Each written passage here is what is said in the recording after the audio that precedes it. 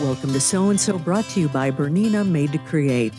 I'm Meg Goodman, and you're about to enjoy a casual conversation with a special member of the sewist community. A conversation about how they got started, what inspires them, what excites them, and their special connection to this community. We're traveling a different road today, as in this episode, we're going behind the scenes with Adam Brand as our guest today, who is one of the owners of M&S Schmalberg Flowers. Since 1916, M&S Schmalberg Flowers, a fourth-generation family-owned company, has been creating artificial flowers that have complemented the apparel, wedding, accessory, millinery, and home furnishing industries. You've most likely seen their work in thousands of places and not known it or the story behind it. The oldest and last of their kind in America, they're renowned worldwide and have been featured in People magazine, New York magazine, Bazaar, Vogue, Wall Street Journal, and more. Their creations have adorned A-list celebrities like Prince Harry and Meghan Markle, Sarah Jessica Parker, Beyoncé, Bono, Scarlett Johansson, Rihanna, Jared Leto, Drew Barrymore, and Winona Ryder. They have also been featured in the costuming for Hamilton, Boardwalk Empire, the Radio City Rockettes, the Victoria's Secret fashion show, the New York City Ballet, Sex and the City, the Gilded Age, the Marvelous Mrs. Maisel, and Bridgerton. And, well, that's not all. Designers including Harry Winston, Calvin Klein, Oscar de la Renta, Ralph Lauren, Tory Burch, and more have featured their flowers. We are thrilled that Adam is joining us today. Adam, hello and welcome to So and So. Thank you, Meg. It's an honor and a pleasure to be here. And thank you for that introduction.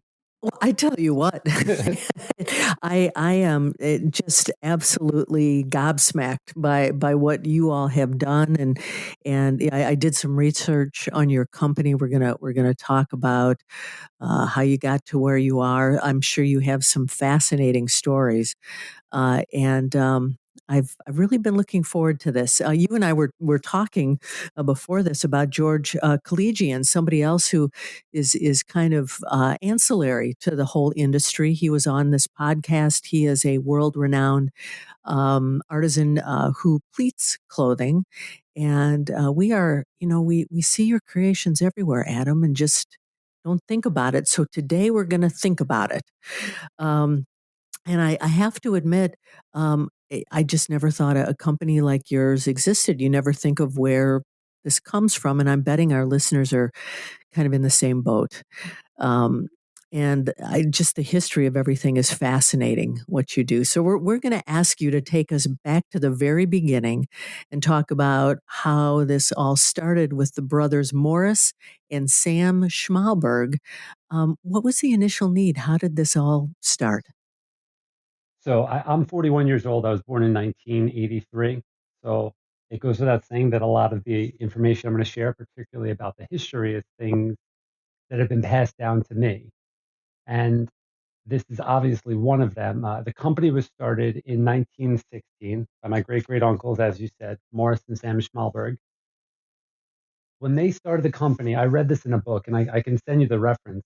There were over 400 feather and flower manufacturers in the United States, employing over 10,000 people.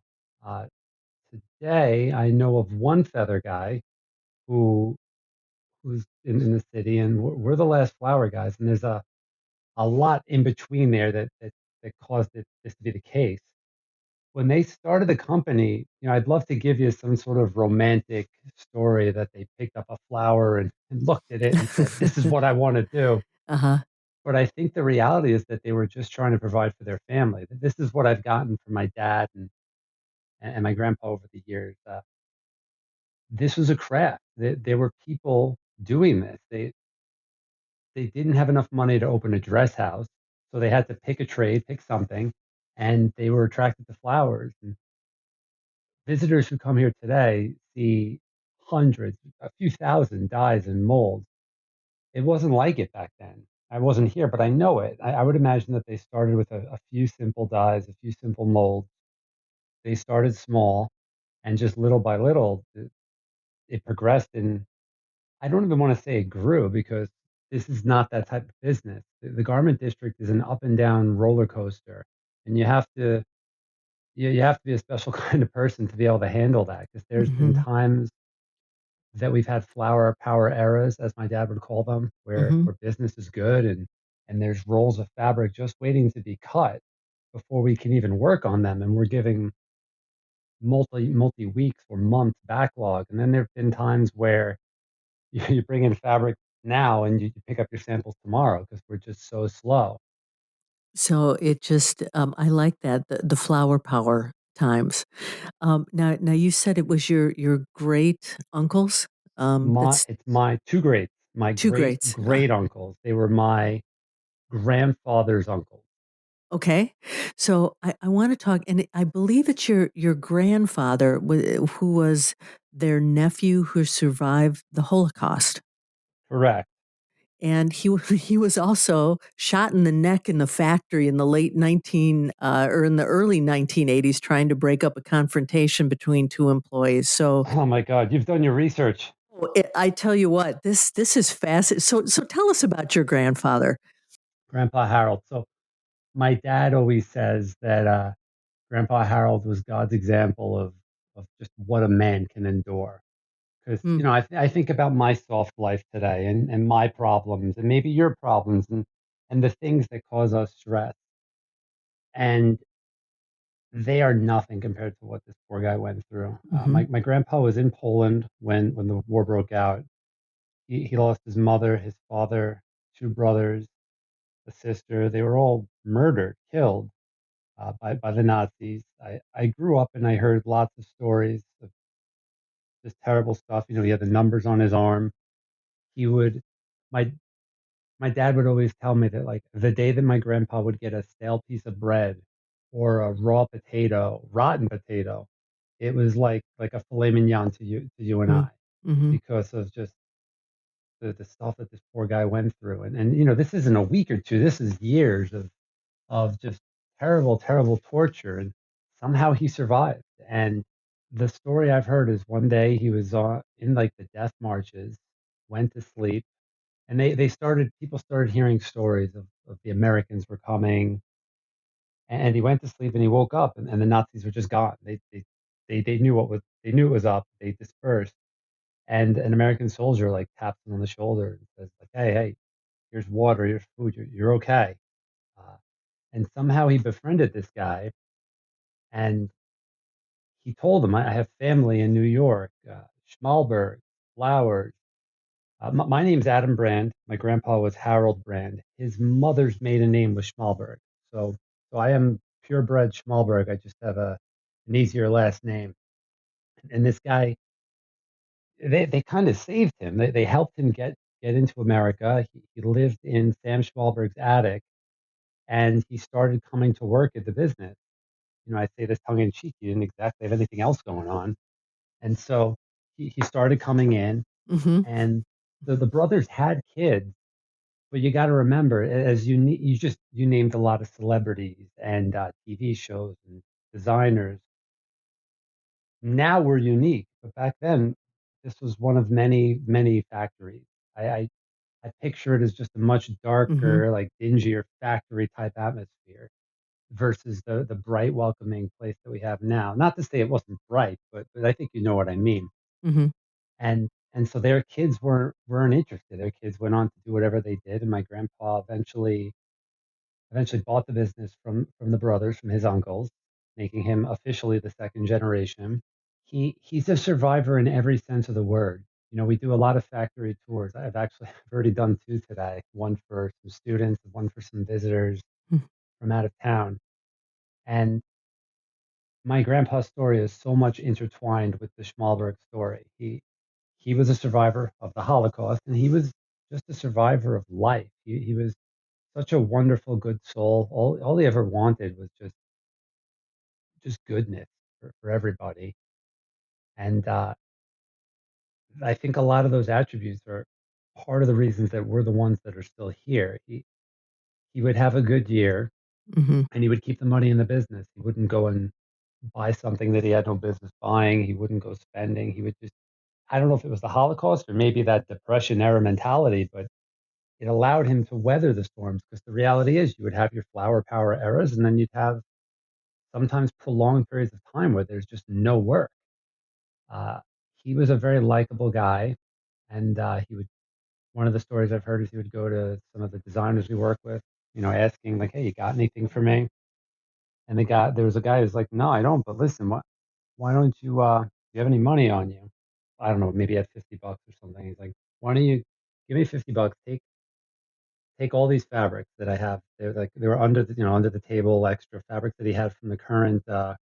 Under the table makes it sound like it was shady. I just mean like it was under an actual table. Uh, yeah, Not under yeah, the yeah, table, but yeah. really. So Okay. he sold them these fabrics, which were current fabrics that people, were in style and people were using. And my grandpa brought them back and sold them pretty quickly, and came back to the guy with $100. And this blossomed into us actually having a fabric store. And what's funny is when I was a kid visiting my family at work, we were in a different location on 35th Street. We had a street level store, and you would walk through. It was relatively small, but it was a fabric store. And I thought that that was the business. I didn't realize that the flower factory in the back was the real gem until I got older. And that's one of many stories that he bought. I heard from my dad he would buy and sell Arnold Palmer shirts, buy and sell Christmas wreaths. Some of them made money, some of them didn't even make money, but these were just things my grandpa did to just, he was a hustler to just keep it going, keep the business going. Hmm. And he got married to my nana, Renee. They had two kids, my father, Warren, and my aunt, Deborah. And you already kind of touched on it. I was born in 83. So this was before I was born. In 1981, it was, from what I understand, one of the flower power type eras. We were pretty busy. And back then, you would hire people maybe through the labor union, through agencies. And I guess we needed staff or something. And maybe the vetting wasn't good as it could have been. I don't know. But there's two guys in the back arguing, probably over something stupid. I mean, what could it possibly be about? And my grandpa went back there, and again, my grandpa was not a tough guy. He was not a jerk. He probably went back there in a very calm way and said, like, guys, come on, knock it off. We're working. And one of them pulled out a gun and shot him. And when I'm doing factory tours and I get to this part, there's a part of it that's like cringing, because people are listening to me and they're excited and eager. And I know what I'm about to tell them. And my Hmm. dad was thankfully not here, because from what I understand, the guy might have been like, even at, like, "Where's Warren?" This guy was, there's something wrong with this guy. And my dad said somehow there was no cell phones back then, but somehow the staff got in touch with him and said, "You need to come back. Your father's been shot." And he starts running. Somehow he got, I think, a police escort here. And when he turned onto 35th Street, he described it was like a CSI scene. You know, the street was roped off, police cars, lights everywhere, and my my grandpa was on the ground, uh, I guess in front of the store, maybe on a stretcher, and just the pain, it hurts. It's like, ow, it's awful, awful stuff. And my grandpa survived that. I knew my grandpa. I got to know my grandpa for many years, and he would always say that, the guy got 30 years and I got life, because as long as my grandpa was alive, he was in pain. The bullet, the, he was shot in the neck. Mm. Uh, it was near I don't want to incorrectly say anything, but like I believe it was near the spine. There might have been fragments. They couldn't get all of it out. And so his left arm was just constantly in pain. Phantom pain. Hmm. He couldn't handle the cold. Like it would seriously hurt him. So you had, compression bands, different things. He had different like exercise things. I remember at his house growing up, he had these things where like basically where you just kind of make a fist, just to, I guess, work out the muscles and stuff. And for all of this, because I think this paints a really sad picture, and it is. I want to give the listeners some bright spots, because there were bright spots. And my grandpa got to come to America and have kids. He got to you got to see my dad get married and have grandkids. You got to meet me and my brother and my sister, and I can confirm because I've seen it that there were happy times. He was in constant pain, but there were moments in time where life was good, everything is good, and you could tell he at least wasn't thinking about it. And Hmm. somebody once asked me if there's ghosts in this place, and I don't see objects moving or anything like that, but I feel a certain spirit and energy of my grandpa Harold, who put his everything into this. My nana, my aunt Deborah, who we sadly lost a few years ago, um, and even Morris and Sam, who I never got to meet. But I just could you imagine telling them when they started the company, or even a few years into the company, everything that was going to happen, that you and me would be sitting here in the year 2025 talking on laptops and the internet. I think Hmm. that would be a pretty cool thing for them to know about, and I like to think that maybe they're watching. I hope so. I hope so. This is very special. Just Thank you. the tenacity and the strength of your family certainly has been passed on through generations and now to you. So, how did you become involved, and what's your role today, Adam? So I went to school originally for computer science. Actually, let's take it a step back. I grew up and my dad was the flower man. I was coming here as a kid and visiting him at work, and I took all of it for granted. You know, at the time the business was whatever it was, 90 years old or something. And you grow up and your parents do what they do, and as a kid, like a kid, you never really appreciate the unique nature of whatever that is. Whether the flower guy or whether your dad's the president. You don't really understand it. And then you start to get older and you see things from a new perspective. And I didn't appreciate or value what we had here as much as I could have. I went to school for computer science.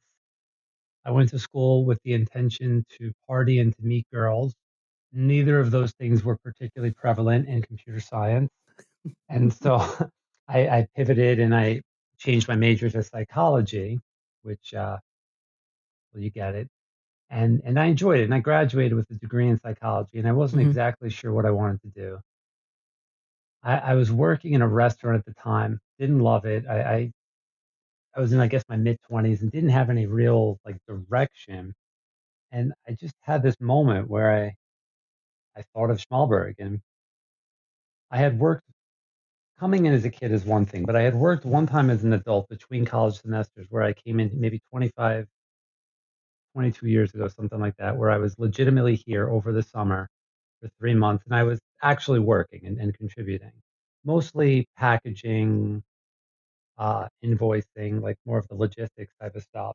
And then I went back to school. Anyway, so I said to my dad, let's call it 13, 14 years ago, I was like, hey, do you think maybe I could come work for you? And at the time, the business was incredibly slow, like at times existentially slow.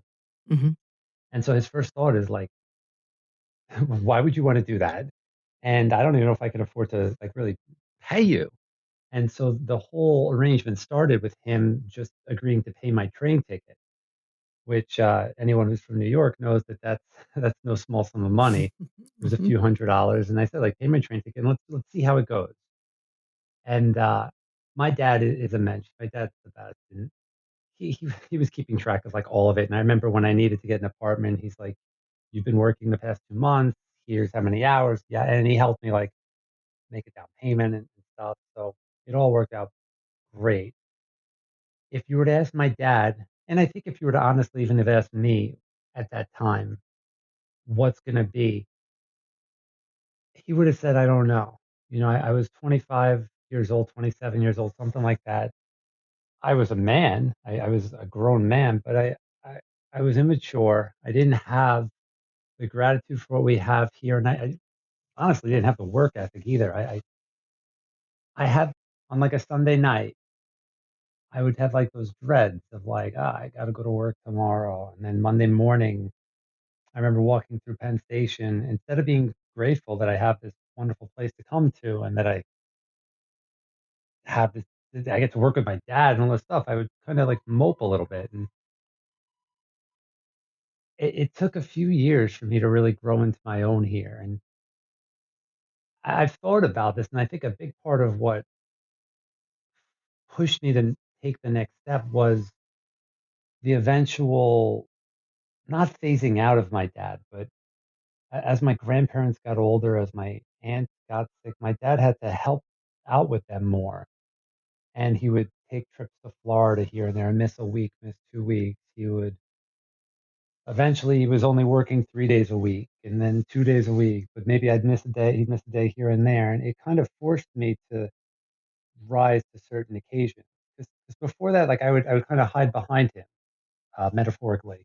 Hmm. A client comes in, and rather than having maybe an intimidating adult conversation, I would just be like, "Oh, Dad, this person's here, that person's here," and something happened where I grew up, and maybe it's seeing this place through other people's eyes. I just the introduction you gave me, and just even the tone of your voice as you're talking about what we do fills me with gratitude. I told you I already did 2 factory tours today, and one was students from a local school, and just the amount of questions they were asking and the amount of intrigue they had about what we do was awesome. And then there was these 4 people who found us online, and the entire time they were saying this, and you could tell they felt that they were lucky to even be here. Mm. You could only see that so many times before you just start humbly being grateful yourself. And like, I have 2 beautiful daughters. I have a beautiful wife.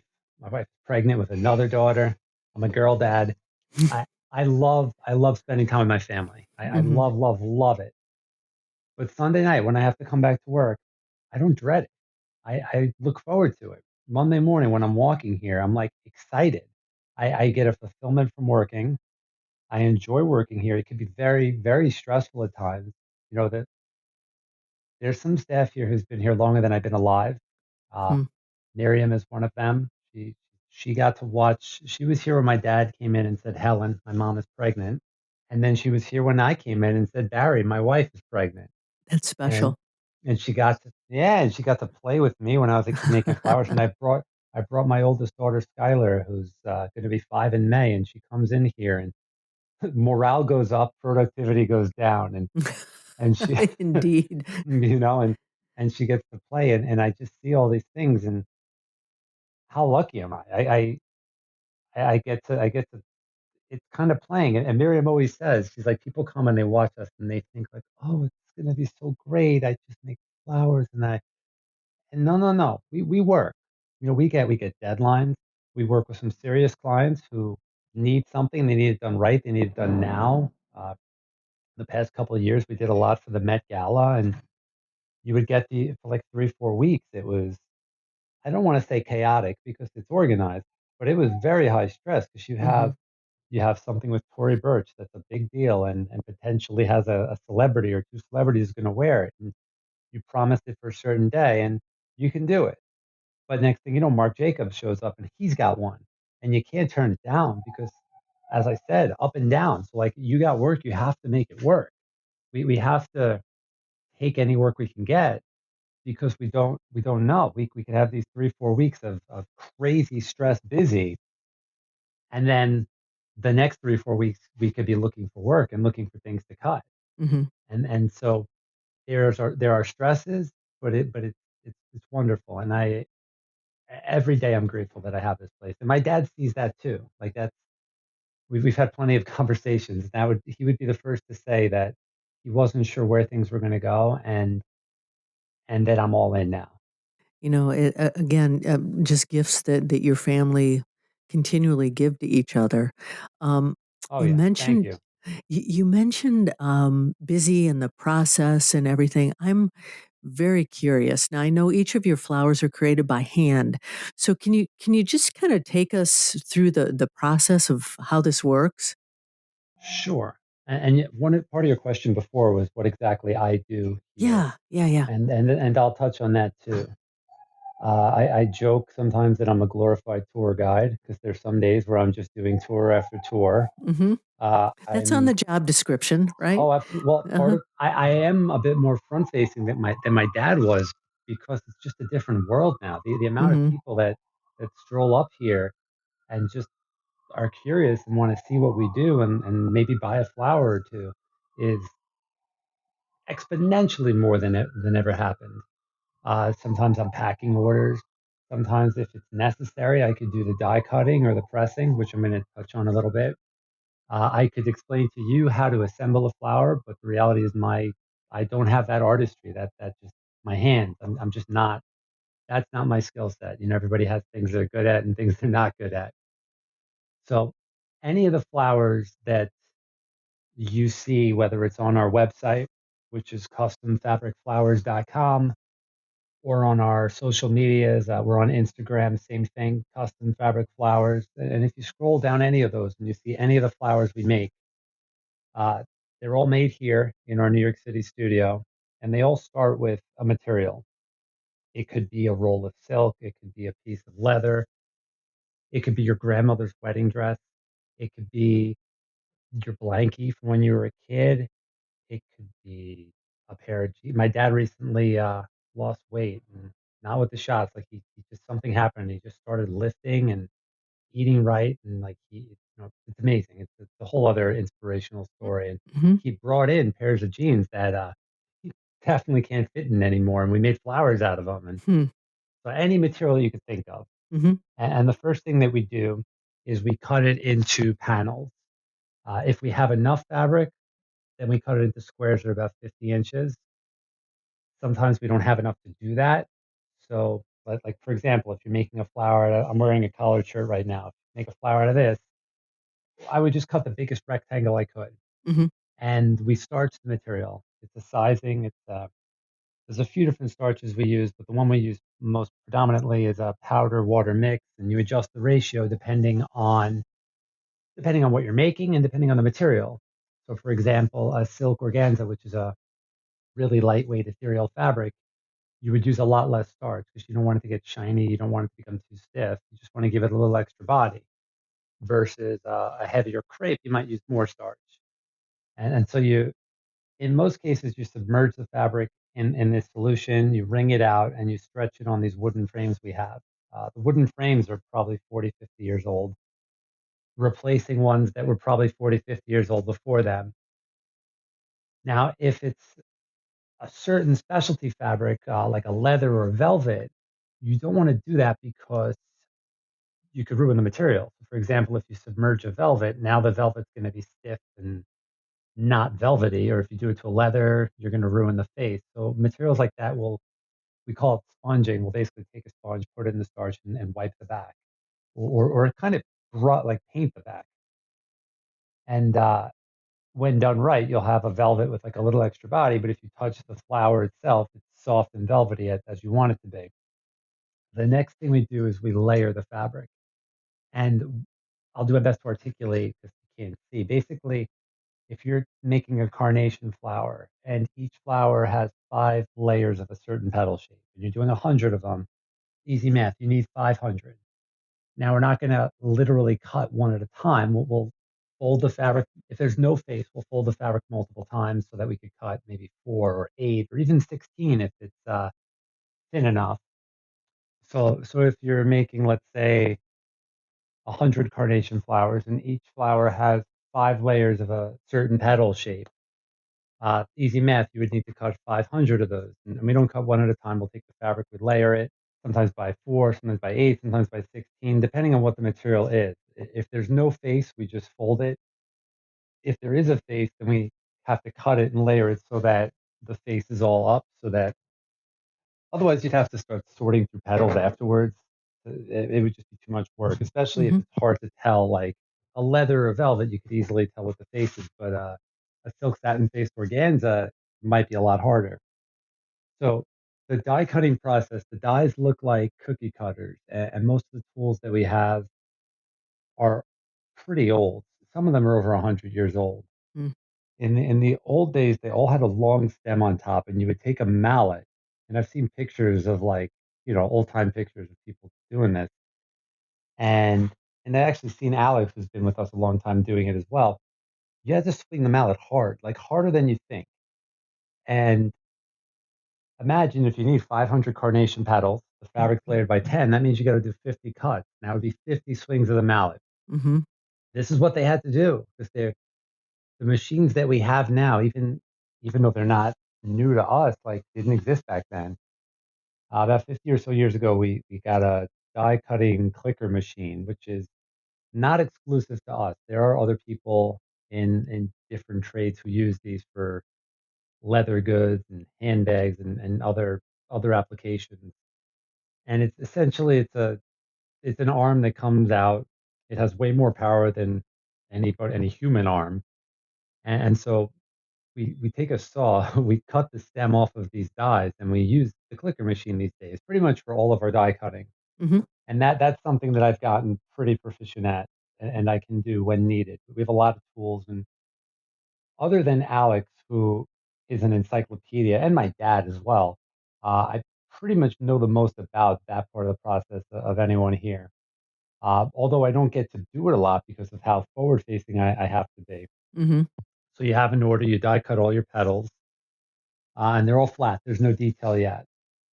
The next step is that you find a mold, and the molds they look like waffle irons. There's two parts to them, the top and the bottom, and you put it on a heat press, which is in the old days was essentially a table with fire underneath it. It was just a stove. We had that until about 10 years ago, at which point they turned the gas off to our building because we're the only manufacturer that actually used it. Mm-hmm. And so we have hot plates and stuff to heat the tools, but it's the same basic process. You're taking a flat pedal, you're putting it inside this mold, and you're combining the starching from earlier, the heat and pressure to emboss the petals. And by emboss, I kind of mean a variation of different things. Sometimes there's lines, there are striations going up and down. It could be the veining of a leaf, or if it's a smooth like a camellia flower, it could just make it a little rounded. There's so many different iterations, and you can mix and match different dyes, different molds to create an infinite variety of flowers. I'm sitting in one of our stock rooms right now, just looking at some stuff, and like what I'm looking at here is just a taste of what's possible. So then back to our fake order, you now have a box of your petals that are cut, they're embossed, and they're all ready to go. At which point we assemble them using a variety of different techniques to make the flowers. Uh, Simple flowers could be done where you just take a covered button or a seed or something. You glue a couple petals together, slide it up the stem, and you have a simple, easy flower that even I could make. Stepping up in complexity, one of the techniques that we do is called a petal tie. And in order to do that, you take two or three or four layers of a petal, and you're basically you're folding it to manipulate it and give it dimension. This is something else that I can do slowly, but I can do it. And think like carnation, chrysanthemum, flowers that kind of continue throughout the entire flower, where everything is kind of the same, tend to be made using that process. And then getting even more difficult, you can make a bud. There's closed buds like camellia buds, where you have to take one petal by petal by petal and cup them up using glue, using really, really delicate hands. Mm-hmm. And the thing with buds is you need to use enough glue that they stay together, but you don't want it to be too much glue that you see it. If you're making a camellia bud, the result should almost look like a round ball. You don't want to see any like hole on top where the material comes together. Doing a rosebud, the petals should be overlapping on one side, underlapping on the other side. So there's a very meticulous nature to creating them. So these are where like the things that people who don't know the business don't necessarily understand. People tend to think that bigger flower costs more money, and that could be the case, but not necessarily. Like if you have a 3-inch rose that's a two tool flower, the number two, and then tool like TOL, Mm-hmm. meaning we have one dye and mold combo that's used for the bud, and then another dye and mold combo that's used for the outer petals. And then you have a 5-inch rose that's also a two tool flower with a bud and a back petal. the labor for us is the same. Like one flower will use more fabric and it'll be bigger, but it really makes no difference to us. Now, if you take that same 5-inch rose and you replace the bud with a petal tie, or my dad likes to call it like a fluffy petal center, in many cases you could almost cut the price in half because the labor is just so much simpler, and you're still Hmm. getting a beautiful flower. It's still 5 inches, but these are the little nuances that we take into account when we work on stuff. And when the flowers are done, they're typically finished. Well, not finished. They're built on a floral wire. Some people take them just like that. Otherwise, we could cut the wire and do a brooch pin, hair clip, comb, napkin ring, long stem, magnet, and anything else you could think of. How long does it take to make a flower? I get that's like one of the more common questions that I Hmm. get from groups and stuff. If if somebody brought me fabric today, some sort of a silk, and it was a super rush for tomorrow, I conceivably could starch it, put it to starch right now, let it dry. By tomorrow morning, I come in, the fabric's dry and ready to go. I could layer it in 10 minutes. I could go back and cut it in 10, 15 minutes, depending on how many different shapes are used. It might be a half hour. The pressing is comparable to that, and then the assembly is comparable to that. So theoretically, I could have the flower or a few flowers ready tomorrow. Hmm. Uh, the thing that misses is that that would be pretty bad because that would mean I have no work in house. If we have nothing else, Ah, sure. we can go really, really fast. But ideally, we have other projects. So my typical answer to people when they ask, like, how long does the flower take, is I'll say samples or a few days, production generally maybe a few weeks, Hmm. depending on the item, depending on the material, and depending on what else we have going on. You mentioned, Adam, when we started talking that in the early 1900s, there were more than 400 businesses like yours around, and yet you are the only one here in this country that does that. So I'm curious, what happened to the industry and how has your business evolved in the last 20 years to keep you where you are today? There's a few questions there. One of them is like, what happened to the industry? Is like, Yeah. why are we the ones that are still here? Hmm. So what happened to the industry is that it all went to China. Uh, I said before, I'm 41, so I have memories of walking the streets of the garment district in the late 80s, early 90s, and the streets were alive. There were push carts and garment racks everywhere. There's like a big flow of traffic. And I think the reality is that that's even kind of late in it. The heyday was even many years before that. Hmm. Around that time, I remember my dad would always say that there was like 10, 15 flower guys left, uh, versus those numbers that I read in that book. There's, I'm sure, other details involved, but it's the made in China, the fast fashion world is what really did it. I read in another book. There's a book. This guy Steven did an interview with us, and we were in the New York Times, and he emailed me letting me know that he wrote a book and that we were mentioned in it. And the blurb was very short, but I was just reading other parts, and one of the stats that he said was, I'm going to confuse the 70 or the 80. I'm not sure which is which, but Hmm. like in the 80s or in the 70s, 80% of all the clothing we wore was made domestically. And Hmm. now that number is less than 2%. Oh my. And his zinger, I suppose, is that we've literally outsourced the shirt off of our back. So what happened is that everybody, there's some greed involved for sure, and all these Hmm. big companies just went for the cheaper options. So little by little, flower factories closed and other factories closed. We talked about George and Tom's International Pleating, and I believe he's a fifth generation owner, which is Hmm. just outrageous. And I don't know much of his history and competition, but I would imagine that there's a similar story of like a lot of places doing what he does, and now there's not. Why are we the ones that are still here? I think it's a combination of things. I believe that there's a little bit of a luck and or magic juju. Maybe somebody looking out for us. Uh, Ever since I've been here and been conscious of what goes on here, I've just observed like a certain magic.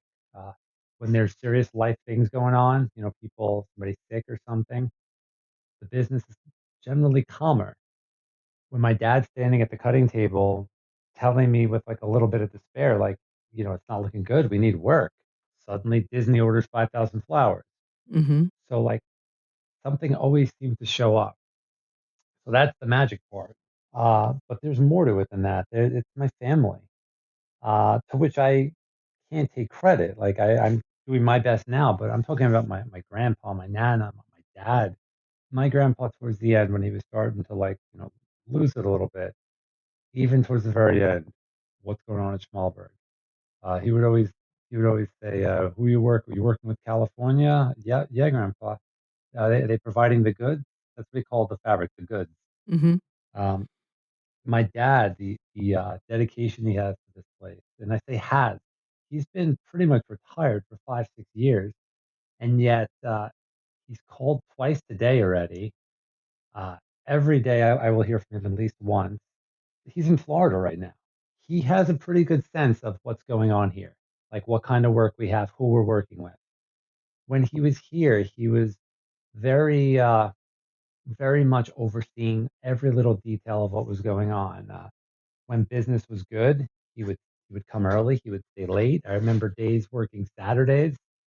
He would tell me that there were certain competitors that would take these vacations. Like they would, we July 4th, we closed for 3 weeks. Oh, but I have this order. Sorry, we're closed. And we never took vacations like that. Like, yes, Mm-hmm. we closed July 4th, but if there was work that needed to be done, we came in July 5th. Mm-hmm. I remember as a kid clearly my dad coming home sometimes at 8, 9 o'clock at night. And so there was just a passion that he had that maybe some of these competitors didn't. Mm-hmm. In addition, living within means, Schmalberg has provided a nice life for my family in general. I mean, my grandparents, my dad, my aunt, and myself right now. But the reality is, it's not always that way.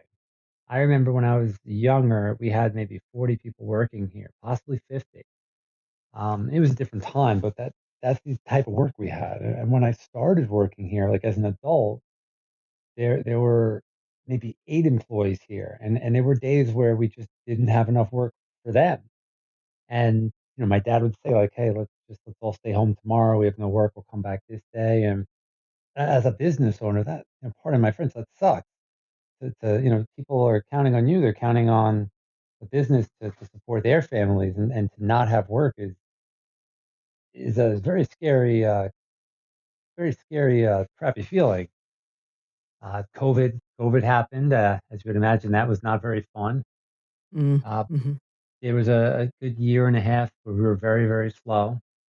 But I am pleased to say the past couple years have been all right. Like they've been, dare I say, almost good. There's some adaptations that we've done. Where we've accepted that when Walmart wants to buy 10,000 flowers to sell in their stores for $2, they're not coming to us. And we don't need to. We're not here to compete with China. So yes, we get some bulk orders. But we also get a lot of these smaller scale orders where right now we're working on 5 flowers for a famous photographer, uh, who's known for pictures with babies and flowers. Mm-hmm. 5 flowers. It's going to be like a couple weeks of work, because I'm talking about like individually cut petals, painting, shading, dyeing, custom prepared stamens. Like Miriam, who I mentioned before, like she tells my dad all the time, it's different now. It's art. We sell flowers on Amazon. We sell flowers on Etsy. Mm-hmm. It When we started doing it, like maybe once a month, I would make a sale for like $10, and it was like a novelty. And I don't have the exact numbers, but I would venture to guess that between Etsy and Amazon, they're probably 15-20% of our business. If you Mm-hmm. told my grandpa that we were selling flowers to strangers on the internet for 10, 20, $30 each, he would think that's pretty cool. And then you have these social media things where, or even Google and all of it, just the internet, where people can find us, and the world has shrunk considerably. And every day I'm getting emails or even somebody knocking on the door. Like if somebody's listening to this and they're in the city and you're just curious, you could just come here. You can knock on the door, and whether I answer the door or somebody else answers the door, we'll show you around. If you want to buy a flower or two, of course that's welcome. We appreciate that.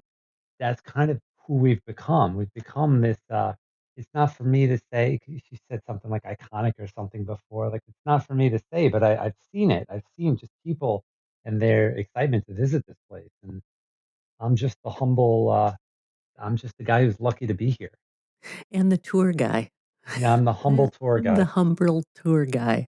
I want to talk a little bit more about the orders that you all have produced, and it's fascinating, Adam, that you just reach out in so many ways. You do large lots, you do unique, one of a kind creation. You said you're doing 5 right now, a lot of haute couture. Do you have any stories you can share about some of your special creations?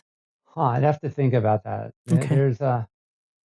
There's been a lot of unique special projects over the years, Mm-hmm. and I've been asked variations of questions like this, and I would venture to say every time I'm asked, something else pops into my mind, Sure. of what's unique.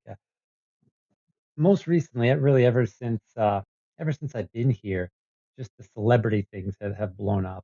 Mm-hmm. We've done flowers for Selena Gomez, we've done flowers for Scarlett Johansson, Beyoncé, Lizzo, Paris Hilton, what's her name, Anne Hathaway, Sarah Jessica Parker, Rihanna. You mentioned Meghan Markle, Prince Harry.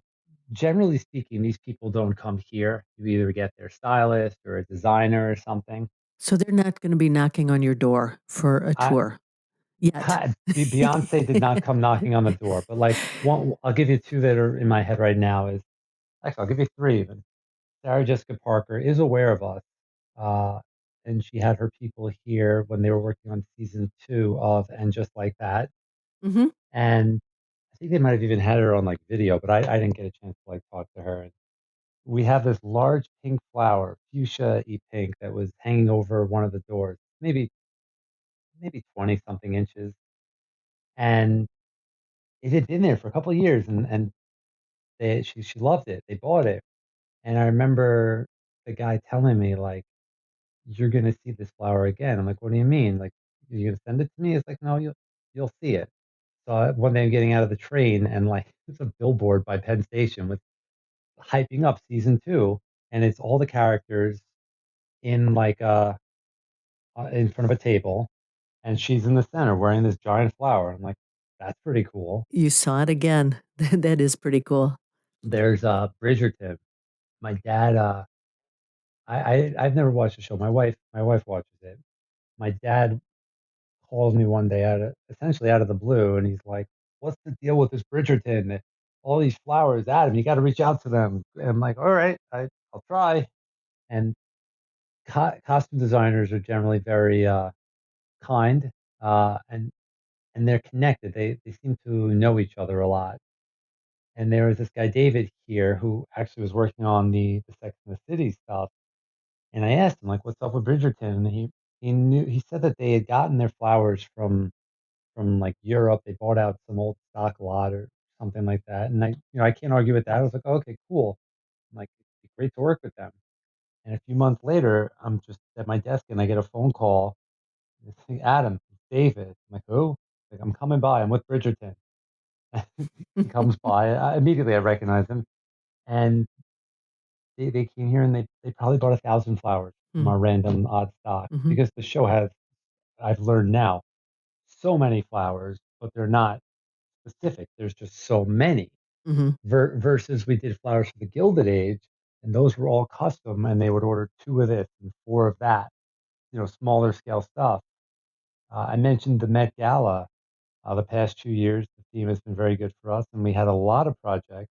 And rather than get into even a single specific one, I could just describe the excitement leading up to it with all of them. There was a couple designers last year that really rushed us, really pushed us to make a lot of stuff. One in particular we made them like 200 flowers for this idea that they had, including this custom vine, which was unlike anything we've ever done before. Because they push us to create and to expand our own horizons. And they used one flower on the look. So they Mm. paid for them. They took them. They paid for them, but he pivoted, and for whatever reason, he used only one. And I just remember that. I'm like, "Well, come on, that's crazy." Now you mentioned that a lot of flowers now are made overseas. Can people recognize what you all have created? Is there a way to say, "Oh, I know where that came from"? Not necessarily. Mm-hmm. We have easily a couple thousand dyes and molds put Mm-hmm. together, but the reality is 90% of what we do uses 10% of them.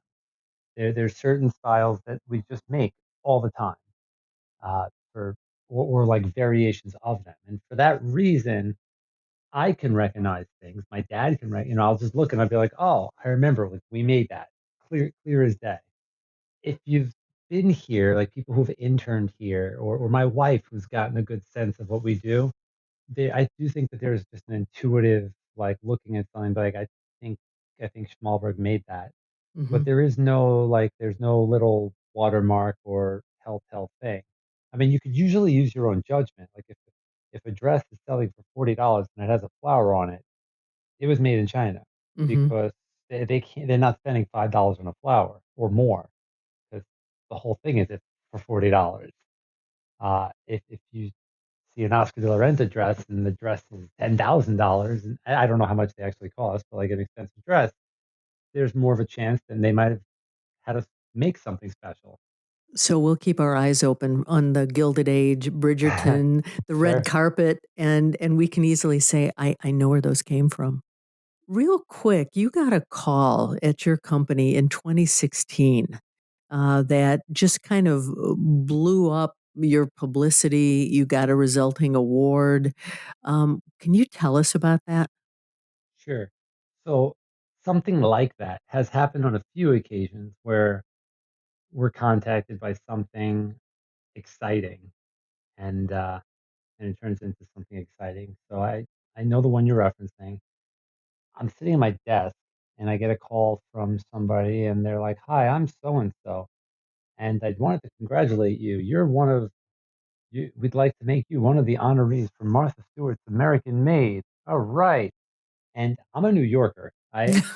If you call me and you're offering me something, I assume you're lying and that the Uh-huh. whole thing's a scam. Okay. And so I vetted it a little bit, and Uh-huh. it was legitimate. Mm-hmm. And I don't think she does it anymore. But Martha Stewart was, for a few years, had this American made event, and she would pick 10 small businesses that goes without saying, made in America, and honor them, highlight them, give them press. And we had like a full page article in Martha Stewart Living. We got to go to There was a party, I guess you call it a party, held in our honor. It feels Mm-hmm. weird saying those words, on the top of the World Trade Center, and it was Mm-hmm. like, unlike any type of party I've ever been to before. And she's there, and she's talking to us, like grateful that we're there, which is kind of cool because she's a pretty famous person. One of the interesting things is that I remember, like, a year earlier, I was watching the Justin Bieber roast on Comedy Central, and she was on it. She's pretty funny, Mm-hmm. and she was wearing a dress that had these leaves that I looked at, and I'm like, I think those are ours. And I took a picture and I sent it to my dad, and he's like, yeah, that's the L360 leaf. And through our own little detective work, it wasn't hard. We made that leaf for for an embroidery house who we know works with Monique Lullier. And next thing you know, she's wearing it. And I spoke to her and I was like, "Are you aware that you've worn something made by us?" And so she shared about that too. And it was a really cool event. I got to meet cool people. There were a couple, like, celebrities there, which, it's always fun. And as you said, it just brought attention. Over the course of the past 10, 15 years, we've had a few of these unicorn events. Uh, Mm-hmm. that's one of them. When we were in the New York Times, that was one of them. We were in Business Insider, which they created a video. You could find it on YouTube if you want to, like, visually see some of the craft, and Mm-hmm. it's been seen by millions of people. That's crazy to me. That's outrageous. There was a video created by there's a costume historian. Her name is Bernadette Banner, like Netflix quality. These documentaries are just incredible. Another one, Joshua Charo, who is also kind of he's known for there's a World Trade Center the pool guy cleaner video, Hmm. which he's become kind of famous for, and he made a video on us, and like it goes on Instagram, and next thing I know, people are reaching out to us and calling and buying flowers on Etsy, and it's easy to think like, oh, just one flower here, one flower there, but these things add up, and we are grateful for it, and we need it, and they're just incredible. I think your ancestors would be proud. I hope so. Certainly, your grandpa. Adam, what's next for your company, and what's your dream? I try to stay present in this moment. Today is a great day. Uh, we have work in house. Everybody's healthy. Everybody's happy. I know that's not what you asked me, but my long term vision is to just hopefully keep this place going. Hmm. I'm the fourth generation, and I don't let it get to me, and it certainly doesn't weigh on me. But there's a lot of pressure on my shoulders in terms of like, let's keep this place going. Let's pass it down to a fifth generation. Now, who's that going to be? I don't know. I have two daughters right now. Skylar is 4.5. Dylan's 21 months. I mentioned my wife's pregnant with another daughter. Hmm. Maybe one or all of them grow up and want to take an interest in this place. I have a brother and sister, Carly and Ian, who both worked here to their own effect at some point. And there's a lot. You didn't ask me anything about family business stuff, but I will say that fortunately everyone gets along really well. Hmm. They're just kind of doing their own thing now. But my sister has three kids, and at any point, if Noah, her oldest one, wants to come work here, that'd be an honor. That'd be awesome. Hmm. So that's like the big picture is like let's just keep this place going. Let's find new avenues, whether it's television shows, whether it's flower walls, whether it's displays, finding just new avenues to keep the place going. So you mentioned family business. In our conversation today, we talked about a lot of things. Matter of fact, I felt like I was standing next to you in your facility. It was special, Thank you. and I felt like I had met the members of your family.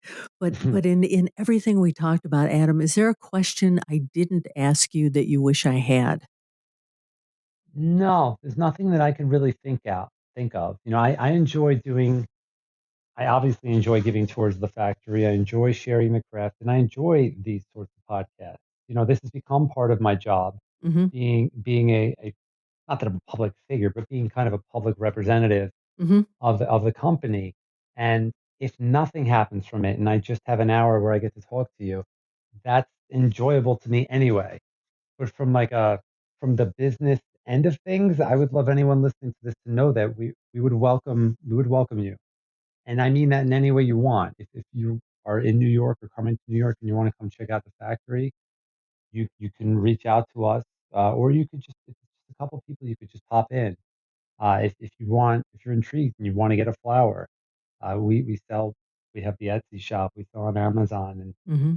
even if it's just one or two flowers, that it's a help to us. For all of the celebrities and all of the history and all that stuff, we're a small business in New York City, paying exorbitant New York City rent, uh, exorbitant New York City electric. Uh, Hmm. we pay the fire department taxes. Our staff likes to get paid. Haha. I like to get paid sometimes.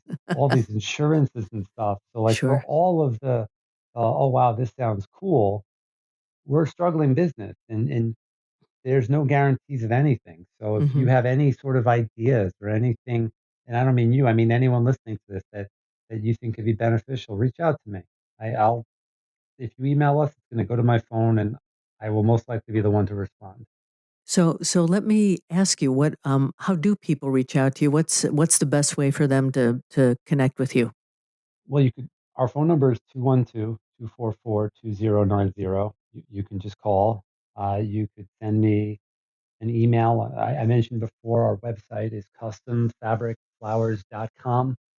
My personal email is adam@customfabricflowers.com. And that's my email that goes right to me.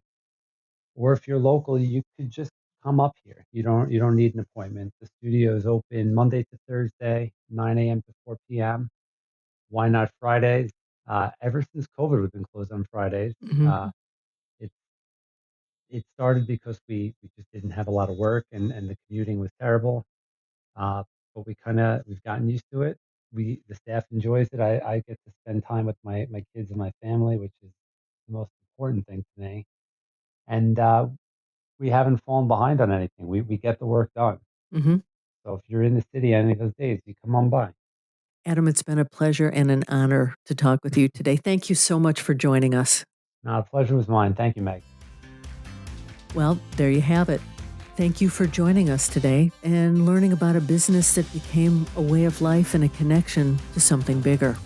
If you know someone you think has an outstanding story, a story that should be shared on this podcast, please drop me a note to mag@soandsopodcast.com or complete the form on our website. Be sure to subscribe to, review, and rate this podcast on your favorite platform and visit our website, soandsopodcast.com, for more information about today's and all of our guests. That's SEWANDSO podcast.com. And finally, I want to thank Bernina for making this program possible. I'm Meg Goodman, and I look forward to you joining us next time on So and So.